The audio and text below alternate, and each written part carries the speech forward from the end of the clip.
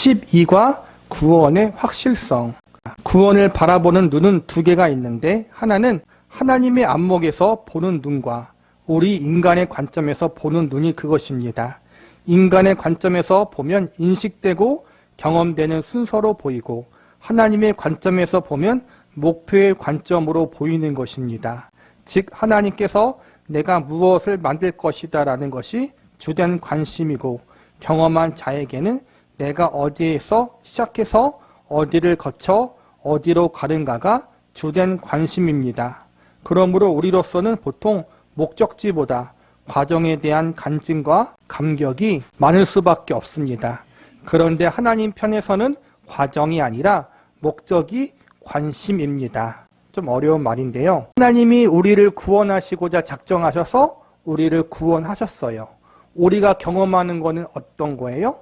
하나님이 작정하신 구원의 계획이 아니라 하나님이 그 계획을 실행하신 그 순간, 구원의 은혜를 경험한 순간이 우리가 경험한 거예요.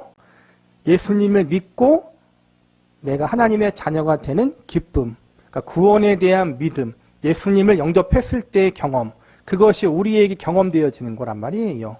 하나님이 계획하신 것에 대한 실행 부분 중 일부를 경험하는 것이고, 이게 우리가 경험하는 하나님의 구원의 은혜예요. 그런데 하나님은 하나님 편에서 구원의 은혜는 태초부터 시작해서 예수님이 오실 때까지의 계획이라는 거예요. 즉 태초부터 우리를 구원하기로 택하셔서 마침내 우리를 이 땅에 태어나게 하사 하나님이 정하신 때에 우리로 하여금 마음 가운데 성령님이 역사하셔서 우리가 예수님을 믿을 수 있도록 역사하시고, 그렇게 역사하신 우리가 천국에 가는 그날 때까지 점진적으로 성화시켜서 마침내 하나님을 온전히 알아가는 그러한 성화와 영화의 단계로까지 가는 것까지가 하나님의 구원의 계획이라는 거예요. 여기서 우리가 경험하는 것은 그 중에 일부분, 구원의 은혜를 경험한 것만 경험하고, 하나님은 더 넓고 더 길고 더 높게 보고 계시다라는 거예요. 그래서 우리는 당장 경험하는 것은 구원의 은혜에 대한 감격만 있는 거예요. 그런데 하나님은 더 깊게 나가신다는 거예요. 지금 우리가 경험한 구원의 은혜가 계속 지속되어져야 하는데, 우리의 삶에는 어려움이 있고 낙심이 있잖아요. 특히 신앙의 낙심이 있을 때가 있어요. 내 삶 가운데 참으로 어려운 일을 당했을 때 내 개인적으로 믿음의 절망을 경험할 수도 있고 믿음의 회의를 경험할 수도 있어요. 내 믿음이 정말 하나님 앞에 온전한 믿음인가? 내가 예수님을 믿고 있는데 지금 내 꼴이 왜 이런가? 이러한 믿음의 회의가 들어서 내가 가지고 있던 구원의 감격을 잊어먹을 때가 있다라는 거예요. 그게 우리의 본 모습이고 현실이에요. 그런데 하나님 편에서 봤을 때에는 우리의 믿음이 흔들리고 안 흔들리고에 상관없이 하나님이 한번 택했기 때문에 끝까지 붙들고 이끌어 가신다라는 거예요. 우리의 관점에선 내 믿음이 흔들리고 환경이 바뀌면은 왔다 갔다 해요. 구원의 감사와 구원의 감격이 왔다 갔다 한다는 거예요. 그런데 하나님 편에서는 하나님은 신실하신 분이고 영원히 변치 않는 분이기 때문에 하나님 편에서 우리를 구원하셨다라면은 그 구원은 흔들리거나 바뀌지 않고 영원토록 유지된다는 거예요. 이게 우리의 관점과 하나님의 관점의 차이예요. 우리가 오늘 배울 거는 하나님의 관점에 대한 부분, 하나님의 구원의 계획과 구원의 완성에 대한 하나님의 일하심과 그분의 관점이 얼마나 깊은지에 대해서 로마서 5장을 중심으로 볼 거예요. 하나님의 입장과 내 입장, 로마서는 하나님의 관점에서 쓰고 있습니다. 모든 포인트는 이와 같이 하나님이 그곳까지 이끌고 가실 것이다 라는 내용으로 되어 있습니다. 본문 로마서 5장 1절에서 11절에서 성화 단계가 어떤 것인가 하는 것은 3에서 5절 속에 모두 들어 있습니다. 우리가 어떤 과정을 통과할 것인가에 대해서 환난 중에도 즐거워하면서 인내, 연단, 소망을 이룰 것이라고 말합니다. 성화 단계는 각 단계마다 영광에 이르는 자리의 한 과정으로 잠깐 나타날 뿐이지 그것이 목적이 아닙니다. 이 대목이 말하고자 하는 것은 이 과정을 통과할 것이지만 결국 영광의 나라에 가고야 말 것이다라는 데 있습니다.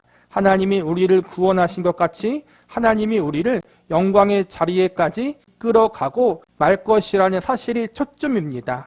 구원이란 길을 가던 조각가가 모닥불 속에 있는 불 붙는 나무를 보고 내가 저것을 비너스로 만들자고 결심한 것과 같습니다. 이제 그 조각가는 무엇을 해야 합니까? 불에서 나무를 꺼내야 합니다. 불에서 나무를 꺼내는 것은 비너스를 만들기 위한 첫 행동입니다.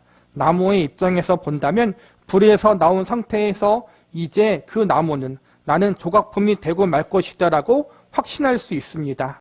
조각품을 만들지 않을 것이라면 조각가가 불 속에서 꺼내지 않았을 것이기 때문입니다. 꺼낸 다음에 내버리지 않는다는 말입니다. 불에서 꺼내는 일보다 더 힘든 일은 없으니까 꺼낸 후에 무엇인가를 만들고야 말 것입니다. 아름다운 비너스가 되고야 말 것입니다. 하나님께서 성화의 과정 동안 여러 가지 방법을 통해 우리들을 이끌어 가십니다. 필요할 때는 우리를 때려서라도 하나님께서 목적하신 곳까지 뛰어가도록 하게끔 되어 있다고 성경은 말씀합니다. 그것은 하나님의 약속이고 하시고야 마는 하나님의 고집입니다. 로마서에서는 이 과정에서 우리가 어떻게 반응해야 할 것인가를 언급하는 것이 아니라 이 사실마저도 하나님이 우리를 목적지까지 도달시키고 만다는 하나님의 의지와 하나님의 집념의 관점에서 보고 있는 것입니다. 우리는 도달될 수밖에 없는 자리에 있는 사람들입니다. 그렇다고 이것을 우리가 아무렇게나 살아도 되는 것으로 이해해서는 안 됩니다. 다음과 같이 생각해야 할 것입니다. 훈련자가 훈련생들을 훈련시키는데 2시간 안에 20km를 달려서 목적 지점까지 가야 한다고 말합니다. 이 말의 뜻은 선착순 몇 명만 합격시키고 나머지는 탈락시킨다라는 이야기가 아니라 너희는 모두 그 시간 안에 거기에 도달해야만 한다. 첫 번째 시도에서 낙오하면 매를 맞고 다음날 다시 한다라는 이야기입니다. 이것은 신나는 이야기이면서 동시에 무서운 이야기입니다. 하나님께서 계획하시는 구원의 계획과 완성은 지옥불에서 죽어 마땅한 우리예요. 그러한 우리를 건지신 거예요. 어떻게 건지셨냐 하면은 그분의 독생자 외아들 예수님의 생명의 값을 지불하고 지옥불에서 우리를 건진 거예요. 예시에서 불에서 타고 있던 그 나무 조각을 빼서 이것으로 아름다운 비너스 조각상을 만들어야지라는 조각가의 마음이 있었는데 조각가가 그 불에서 꺼내는 것이 어렵잖아요. 그렇게 꺼냈다라면은 그렇게 자기 손이 불에 화상을 입을 것을 각오하고 꺼냈더라면은 꺼낸 이후에는 더 마음 가운데 각오를 가지고 반드시 그 일을 행한다라는 거예요. 비너스상을 반드시 만든다라는 거예요. 애초부터 그런 생각이 없으면 불에 그 나무 조각을 건져내지 않았을 거란 말이에요. 하나님도 마찬가지예요. 애초부터 중간에 우리가 잘하고 못하고의 모습을 보시고 하나님의 기준에 합당하면은 계속 구원을 유지시켜서 천국에 데리고 가시고 일단 건져내고 좀 보니까 하나님 보시기에 기준에 이르지 못해. 좀 말도 안 듣고 뒤지게 좀 성깔이 들어와서 넌 안 되겠다. 넌 탈락이야. 이렇게 하지 않으신다는 거예요. 그 증거가 뭐냐면은 애초부터 우리를 지옥불의 저주에서 건져내시기 위해서 그분의 하나밖에 없는 예수님의 생명을 십자가에 내어주셨다는 거예요. 그렇게 십자가에 예수님의 생명을 내어놓고 우리를 하나님이 지옥불에서 건져내셨는데 그렇게 건져내신 하나님이 예수님의 생명이 아까워서라도 반드시 우리를 하나님이 계획하시고 목적하신 그 방향대로 우리를 만들어 가실 거라는 거예요. 저와 여러분이 큰 돈을 들여서 어떤 물건을 샀어요. 근데 사고 보니까 내가 돈을 낸 만큼의 값어치가 안 될 것 같아. 우리는 환불시키겠죠. 환불. 그렇죠? 네, 하나님은 그렇지 않다라는 거예요. 이미 다 알고 있어요. 우리가 예수님의 생명보다 귀중하지 않다라는 걸 알고 있어요. 예수님의 생명의 값어치보다 덜 떨어진 존재인 걸 알고서도 하나님이 예수님의 생명을 비용으로 지불하고 산 거예요. 어떤 각오로 샀을까요? 반드시 예수님의 생명의 값어치를 하는 존재로 만들 것이라는 각오를 하시고 우리를 사신 거란 말이에요. 그런 각오가 하나님께 있었기 때문에, 그런 각오로 우리를 지옥불에서 건졌기 때문에 도중에 포기하지 않고 반드시 우리에게 구원의 완성의 자리에까지 가도록 이끄신다라는 거예요. 도중에 탈락이 없다라는 거예요. 안 되면 언제까지? 될 때까지 하나님이 우리를 붙들려 이끄신다라는 거예요. 10절 말씀에 보면 이 부분이 더욱 확실해집니다. 그의 아들이 죽으심으로 말미암아 하나님과 화목하게 되었은즉 화목하게 된 자로서는 더욱 그의 살아나심으로 말미암아 구원을 받을 것이니라. 이 말씀은 그의 죽으심으로 우리를 화목시켰으니 살아난 자는 더욱 큰 축복을 얻지 않겠느냐라는 말씀입니다. 예수 그리스도를 죽이시면서까지 우리를 이끌어 오신 그 하나님께서 어떤 난간이 있다 한들 그 일을 중단하시겠는가 하는 것입니다. 예수 그리스도를 죽이시기까지 하여 우리를 여기까지 도달시킨 분이라면 그 다음에 무엇으로 이 가는 길을 막겠는가라는 것이 우리들을 납득시키는 방법인데, 여기서 십자가 사건은 방법적인 차원에서 사용한 것이 아니라 이를 수행하시는 분의 열심의 표현으로 사용하고 있습니다. 즉 그 아들을 죽이는 희생을 치르신 것으로 시작하신 분이 중도에 포기하시겠느냐라는 말씀입니다. 우리로 화목시키기 위해서 하나님께서 우리에게 설명하셨거나 설득하셨거나 혹은 무슨 샘플을 보이신 것이 아닙니다. 하나님께서 우리를 그분의 자녀로 삼으시는 이 일은 하나님께서 치르신 일입니다. 대가를 친히 지불하신 것입니다. 땅을 파야 하는데 땅을 파라고 말씀하신 것이 아니라 오히려 친히 오셔서 땅을 파신 것과 같습니다. 예수 그리스도께서 죽으심으로 우리를 화목시키신 사건, 곧 하나님께서 친히 행하신 이 사건보다 우리에게 하나님의 사랑을 더 잘 나타내 주는 것은 없습니다. 하나님께서 자기 아들을 죽이시는 희생을 치르신 것입니다. 로마 병정들이 죽이는 것이 아니라 유대인들이 죽이는 것이 아닙니다. 하나님께서 친히 예수 그리스도를 죽으심으로 내어주신 것입니다. 하나님께서 이 일을 말이나 교훈이나 설명으로 하신 것이 아니라 죽음으로 내어 보내사 행동으로 보이셨습니다. 그의 아들 예수님의 생명을 십자가에 내어주심으로 우리를 구원하시기로 작정하셨고 지금 저와 여러분을 이 자리로 이끌었다는 거예요. 그 하나님이 도중에 예수님의 생명이 아까워서라도 생명의 값을 치렀기 때문에 그게 아까워서라도 환불을 하지 않고 끝까지 데리고 가셔서 예수님의 생명의 값어치를 한 하나님의 작품으로 만드신다는 거예요. 일반적으로 우리가 구원을 칭이라고 부르거든요. 하나님의 자녀가 된 거예요. 우리를 하나님의 자녀로 삼는 걸로 끝나지 않고 하나님의 자녀다운 성숙한 존재로 만드시고 마침내 천국에 들어가서 천국의 백성으로 살아갈 수 있도록 그 자리에까지, 영화라고 하거든요. 칭의와 성화와 영화의 자리까지 하나님이 끝까지 이끄신다는 거예요.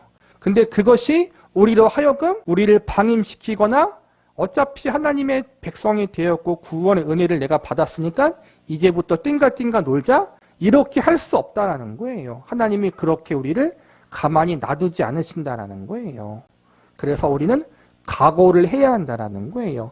하나님이 우리의 구원을 책임지시고 포기하지 않는 것은 감사한 거예요. 우리가 정말로 감사한 일이지만 그만큼 우리가 믿음으로 각오할 부분들이 있다라는 거예요. 왜냐하면 하나님이 될 때까지, 하나님의 마음에 들 때까지 우리를 계속해서 이끌어 가실 것이고 우리가 그만큼 훈련되고 연단받아야 할 부분들이 많기 때문에, 그래서 힘든 부분들이 분명히 있다라는 것도 각오해야 한다라는 거예요. 우리가 죄인 되었을 때 또 다른 각도로 우리를 향하신 하나님의 사랑을 살펴볼 것은 변화받기 이전의 우리의 상태, 즉 우리는 어떤 존재였느냐에 관한 부분입니다. 6절에서 우리가 아직 연약할 때 기약대로 그리스도께서 경건하지 않은 자를 위하여 죽으셨도다라는 말씀에서 우리가 아직 연약할 때 경건하지 않는 이라는 표현이 나옵니다. 또한 10절에서 우리가 원수 되었을 때라고 합니다. 한 예를 들어 생각해 봅시다. 제가 길을 가다가 매우 추하게 생긴 어떤 여자를 만나는데 그 여자를 사랑하게 되어 결혼하기로 했습니다. 너무나 못생겼기 때문에 성형수술을 시켜서 굉장한 미인으로 만들어 놓았습니다. 이전에 그렇게 못생겼을 때에도 사랑하여 결혼했거늘 이제 다 고쳐놓은 지금에 와서 버릴 일이 어디 있겠습니까? 10절 말씀이 바로 이와 같습니다. 잘생겼을 때 같이 살다가 나중에 어떻게 잘못되어서는 버릴 수도 있을 것입니다. 그러나 못생겼을 때 데리고 살기로 했는데 어느 날 잘생겼다고 나는 옛날이 좋아하면서 버릴 사람이 어디 있겠느냐는 이야기입니다.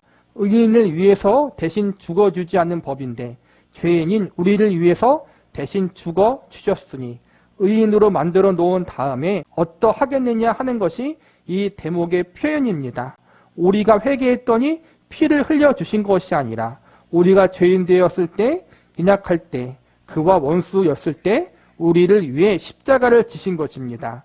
그러나 우리는 그것을 한참 후에 깨닫게 됩니다. 성경은 우리가 깨끗하고 의롭고 정직하고 거룩했을 때 우리를 구원해 주신 것이 아니라 아직 우리가 죄인 되었을 때, 아직 우리가 하나님과 원수되어 있을 때 하나님이 우리를 위해서 구원의 은혜를 베풀어 주셨다는 거예요. 즉 저와 여러분이 구원받을 만한 조건이 하나도 없을 때 하나님이 은혜로 우리를 구원해 주셨다는 거예요.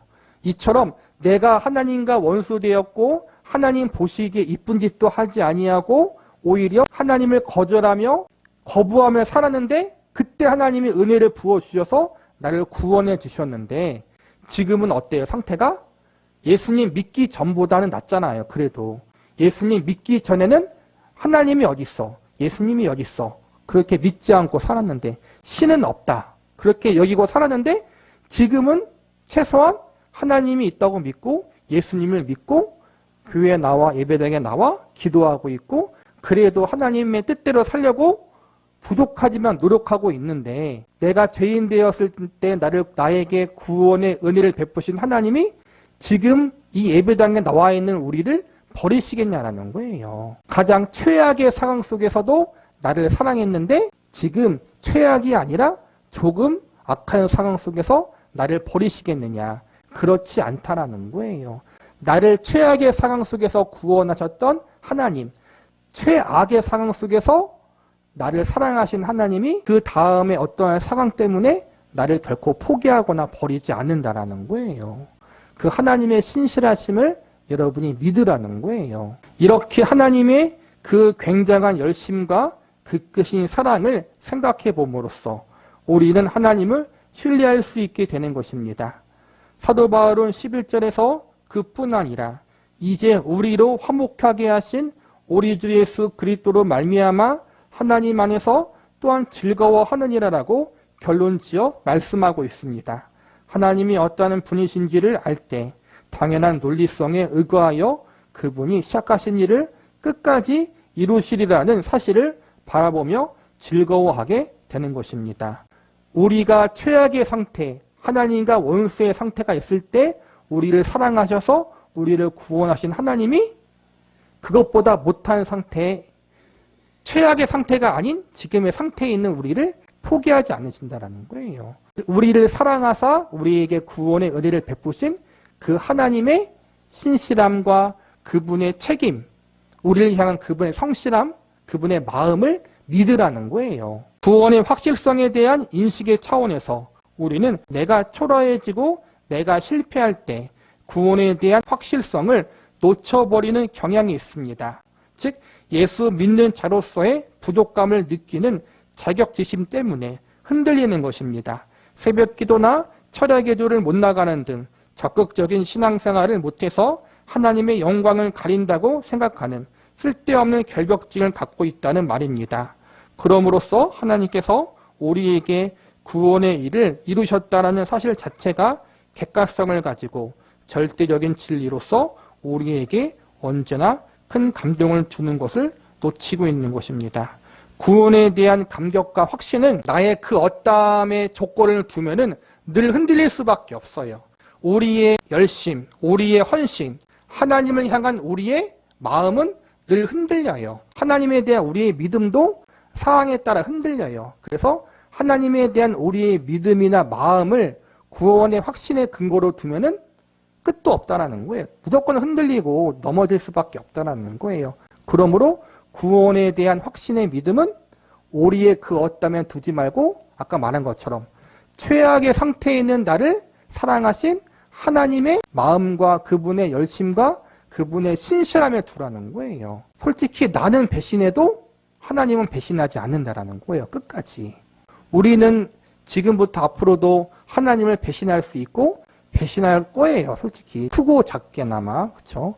우리는 딴 마음도 품을 것이고 배신이 뭐겠어요. 교회를 떠나는 것만 배신이 아니라 하나님보다 더 사랑하는 것이 있는 게 배신이죠. 우리는 그럴 거예요. 반드시. 우리의 사랑하는 배우자가 될 수 있고 자녀가 될 수도 있고 돈이 될 수 있고 다른 것이 될 수 있겠죠. 우리는 그런 놈들이에요. 그런데 하나님은 그래도 우리를 놓지 않으신다라는 거예요. 그 하나님을 믿어보자라는 거예요. 그리고 그 하나님을 믿어보고 그 하나님의 신실함으로 인하여 기뻐하자라는 거예요. 이것이 구원의 확신에 대한 성경의 가르침이라는 거예요.